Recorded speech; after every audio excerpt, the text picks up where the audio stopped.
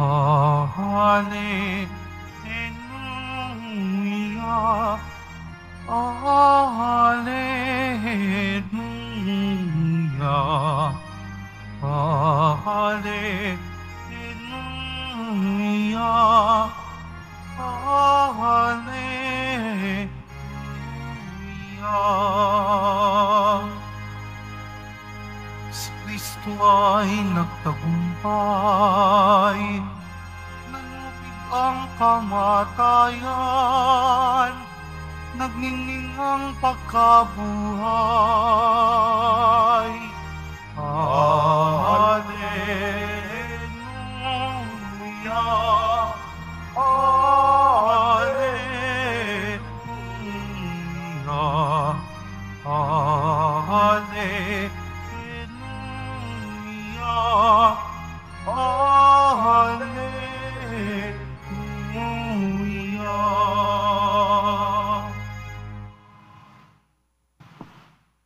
Sumainyo ang Panginoon. At sumaiyo rin. Ang mabuting balita ng Panginoon ayon kay San Marcos. Papuri sa iyo, Panginoon.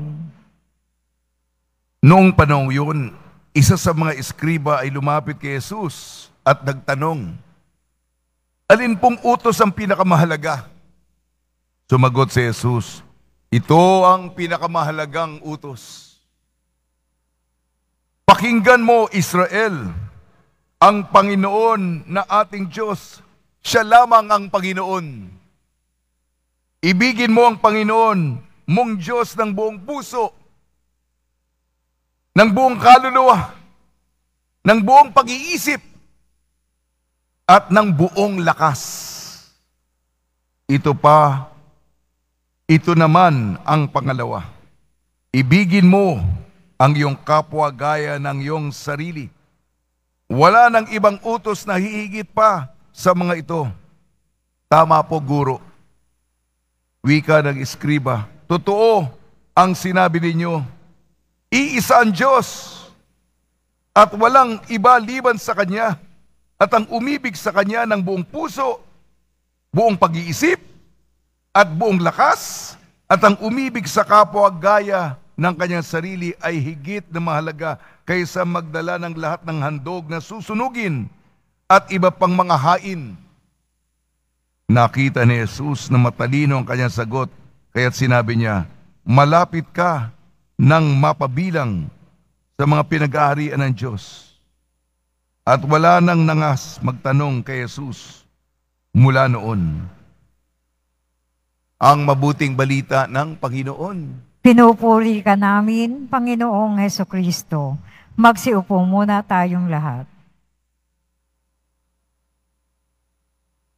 Isang mapagpalang umaga po sa ating lahat. Bihira po sapagkat unang Biyernes bukas. Bihirang-bihira po na matapat ang dakilang kapistahan ng kamahal-mahalang puso ni Jesus. Sa unang Biyernes, mga taong Quiapo po tayo. At unang Biyernes ay lagi po tayong naririto, naglilingkod at puno. Pero yung matapat ang dakilang kapistahan ng puso ni Jesus sa unang Biyernes, hindi nangyayari ito kada taon. Maaari sa loob ng maraming taon, katulad bukas. Kaya nga, na iniibig tayo ng Diyos, yan po ang ating ebanghelyo. Bago tayo umibig sa Diyos ng buong lakas, talino, damdamin, buong pagkatao, bago pa yan, bagamat utos yan, utos, pinakamarang utos, inibig tayo ng Diyos. Minahal tayo ng Diyos. Sinuyo tayo ng Diyos. Inirog tayo ng Diyos. Sininta tayo ng Diyos. Siyang kagandahan na lumiligaw tayo sa ating mga pangit dahil sa ating mga kasalanan. Kakaibang Diyos. Di po ba? Baliktad. Ang Yung pangit, pangit yan. Diba? Nakangiti na. Walang papansin. Lahat nakatingin sa pinakamaganda, pinakagwapo. Yan ang natural na pag-aakit. Pero ang Diyos, sinusuyo ako. Ginagawa ang lahat. Ang pangit-pangit mo. Ang pangit-pangit ko. Hindi ako karapat-dapat yan. Kaya nga, yung kapistaang ito, walang karapat-dapat sa kabutihan, kagandahan ng Diyos. Pag-ibig na hinahanap ng bawat isa. Bawat isa sa atin, gustong madama ang tunay, wagas, totoo, at di magmamaliw na pagmamahal. Nandyan lang. Yan. Pagnilayan po natin ang ating mga pagbasa. Unang pagbasa sa ikalawang sulat ni San Pablo kay Timoteo. Ang katotohanan. Kung sino ang kasama ni Jesus sa pagtitiis, sa pagsasakripisyo, sa paghihirap, sa pagdudusta, sa kalungkutan, sa pag-iyak, kasama siya. Kung kabahagi ka doon sa misteryong yun, tsak na tsak, kalakip nito, kadugtong nito, ang tagumpay, ang saya, ang pagdiriwang, ang selebrasyon, ang panalo ng kaluwalhatian na higit sa ating imahinasyon bilang tao. Ang sasalubong, ang ihahanda sa atin ng Diyos, sapagkat nasa Diyos yung pagpaplano. Wala, kulang ang ating makitid na kokote kahit na sa pinakamatalino sa atin. Yung mga sumama kay Jesus sa lahat ng bagay, maganda po, sana po kapiling po tayo dyan. Lahat po tayo, sa dulo. At ang ating ebanghelyo ayon kay San Marcos, alam na natin dalawang pinakamahigit na utos.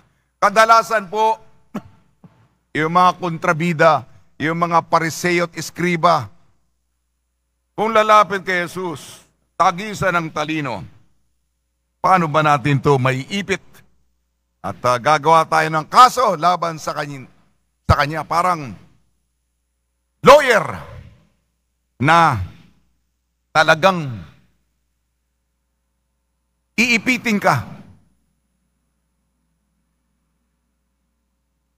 Ngunit itong eskriba nito talagang sincero sapagkat hinahanap niya talaga ang totoo. Inulit niya yung sinabi ni Jesus, totoo ang inyong sinabi na mahalin ng Diyos ng buo mong pagkatao, ng buo mong damdamin, at mahalin ang kapwa gaya ng iyong sarili. Yan ang pinakamahalaga. Nakita ni Jesus ang tamis ng kanyang sagot at sinabi ni Jesus, hindi ka nalalayo. Malapit ka sa mga pinagaharian ng Diyos. Nagkakaintindihan ang nagtanong at yung sumagot. Sa tulong ni Maria at ni San Jose at ni San Norberto, naway tahakin natin ang landasin ng ating Panginoong Hesukristo. Amen.